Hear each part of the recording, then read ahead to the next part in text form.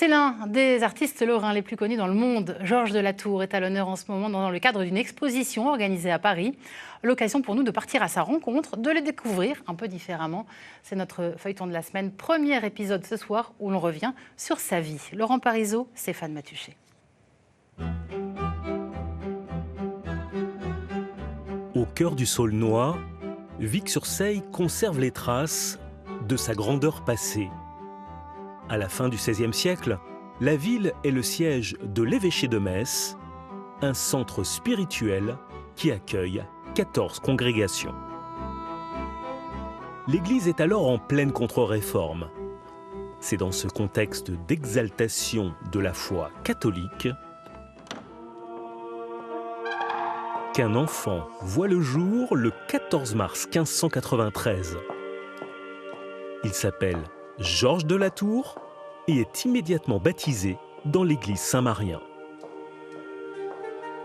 Le père est boulanger et négociant en grains, un notable, un environnement familial confortable qui permet à l'enfant de s'ouvrir aux arts.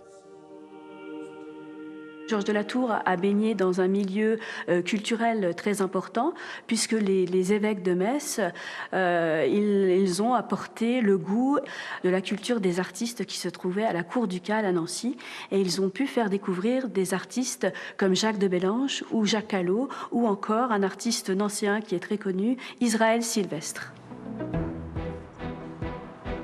En ce début de XVIIe siècle, la Lorraine connaît un âge d'or. Des liens familiaux unissent la famille ducale à l'Italie. Les échanges sont également nombreux avec les Pays-Bas. Lorsque Georges de Latour entame sa formation de peintre, il se retrouve rapidement au contact d'artistes hollandais ou italiens.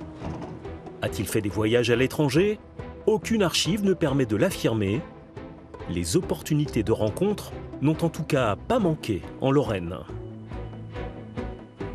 Cette chapelle, elle est aménagée autour de 1610. Donc à cette époque, Georges de Latour, il a 17 ans. Il est en pleine formation. Et on fait appel, pour aménager cette chapelle, à un architecte italien. Quant au plafond, la coupole à caisson de cette chapelle, elle est due au travail d'un sculpteur lorrain qui s'appelle Siméon Drouin, qui travaille donc en lien avec cet architecte italien.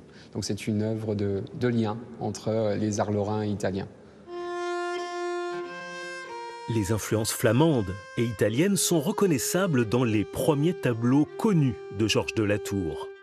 Des représentations réalistes de personnages que l'on pouvait croiser au quotidien dans la Lorraine de l'époque. Au début de sa carrière, Latour n'est qu'un peintre parmi d'autres dans un foyer artistique lorrain bouillonnant. Mais sa vie va bientôt prendre un nouveau chemin. Georges de Latour, en 1617, va se marier à Diane Lenaire. Et donc, c'est la première fois sur un document officiel, sur son acte de mariage, que l'on voit apparaître le nom de Georges de Latour, artiste peintre. Donc, il se marie avec Diane Lenaire, et Diane Lenaire, c'est la fille de l'argentier du duc de Lorraine. Avec ce mariage, Georges de Latour fait son entrée dans une famille noble. En 1620, il s'installe à Lunéville. Seul peintre de la cité, il se constitue rapidement une clientèle fortunée. Pour satisfaire les nombreuses demandes, Latour fait des copies de ses tableaux en modifiant quelques détails.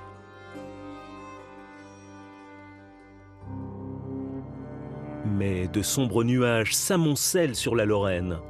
En 1635, en pleine guerre de 30 ans, les troupes françaises font leur entrée dans le duché qui connaît une période de terreur décrite dans ses gravures de Jacques Callot. En 1638, Lunéville est dévasté par un incendie. L'atelier de Georges de Latour est réduit en cendres. Mais la présence française est aussi l'occasion pour l'artiste lorrain de se faire connaître de Louis XIII. Nommé peintre ordinaire du roi en 1639, il s'installe à Paris où il a accès à une clientèle de haut rang. La légende raconte que le roi de France fait enlever tous les tableaux de sa chambre pour n'y conserver qu'un Latour. Latour n'est pas que peintre, il a des propriétés foncières, agricoles. Et lorsqu'il est à Paris, son épouse, elle, reste en Lorraine pour administrer ses biens. Il est père de famille également, il a son atelier à Lunéville. Donc c'est assez logique que finalement, une fois qu'il a terminé le travail à faire à Paris, il s'en revient en Lorraine où les affaires l'appellent. Après avoir passé 2 ans à Paris, Georges de Latour retourne à Lunéville.